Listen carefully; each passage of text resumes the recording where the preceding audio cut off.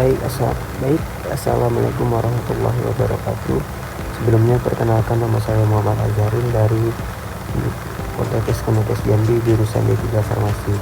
Baik, di sini saya akan melakukan edukasi atau penyuluhan tentang antibiotik, yaitu risiko terjadinya resistensi antibiotik dan perilaku pengobatan sendiri atau sebuah medikasi yang tepat.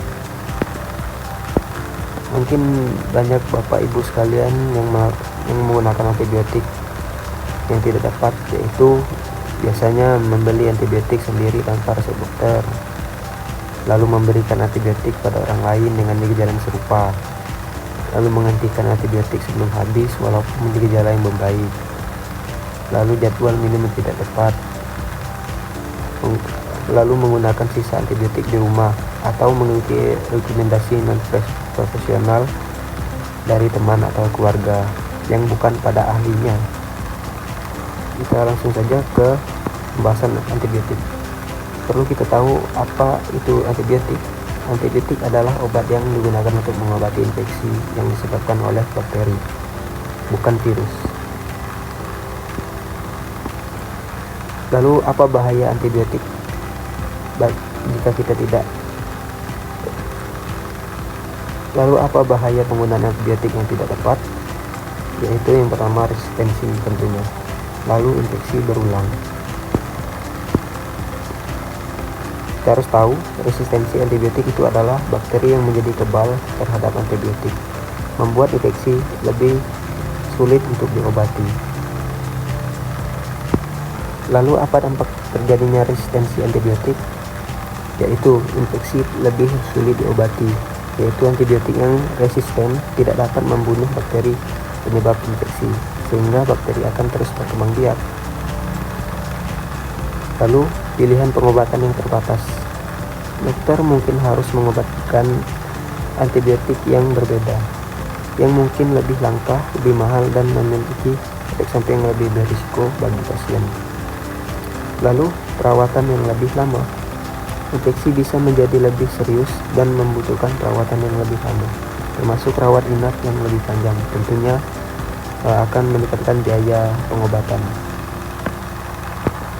Penggunaan antibiotik yang tidak sesuai dapat menyebabkan infeksi yang berulang karena resistensi antibiotik. Lalu kita perlu mengenali obat yang berdasarkan penandaan agar kita bisa melakukan pengobatan sendiri yang tepat. Penandaan obat ini ada berdasarkan pada kemasan obat, yaitu yang pertama obat bebas. Obat bebas ini dapat dibeli bebas tanpa resep dokter, bisa di warung terdekat atau di supermarket. Lalu ada obat bebas terbatas. Obat bebas terbatas ini adalah obat keras yang dapat dibeli tanpa resep dokter, disertai dengan tanda peringatan di dalam kemasan tersebut. Lalu ada obat keras. Obat keras ini harus dia beli dengan resep dokter. Obat bebas ini ditandai dengan warna hijau dan garis tepi hitam, seperti di contoh yang saya tunjukkan ini. Obat ini bisa dibeli tanpa resep dokter dan bisa didapatkan di supermarket terdekat atau warung-warung kecil. Ini adalah contoh dari obat bebas. Itu ada paracetamol, Sanmol. Lalu ada obat bebas terbatas. Obat bebas terbatas ini ditandai dengan warna biru dan garis tepi hitam. Lalu ada tanda peringatan di belakang kemasan obat, seperti yang saya contohkan pada berikut ini. Ini adalah peringatan nomor 3. Peringatan nomor 3 ini adalah obat keras yang hanya untuk bagian luar badan. Ini contoh obat Insto atau obat tetes mata. Lalu masuk ke obat keras.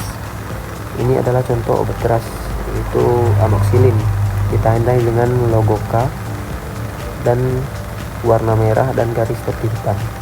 Obat ini harus dengan resep dokter. Jadi Jadi dapat kita simpulkan, antibiotik harus digunakan dengan benar dan sesuai petunjuk tenaga kesehatan agar tidak menimbulkan resistensi. Penggunaan antibiotik yang tidak tepat, seperti menghentikan pengobatan sebelum waktunya atau menggunakan tanpa resep dokter, dapat membuat bakteri menjadi kebal terhadap obat tersebut. Oleh karena itu, antibiotik harus selalu dihabiskan sesuai anjuran dan hanya digunakan berdasarkan petunjuk dokter atau apoteker yang pengobatan efektif dan risiko resistensi dapat dicegah. Baik, inilah yang dapat saya simpulkan. Lebih dan kurang saya mohon maaf. Saya akhiri. Wassalamualaikum warahmatullahi wabarakatuh. Semoga bermanfaat.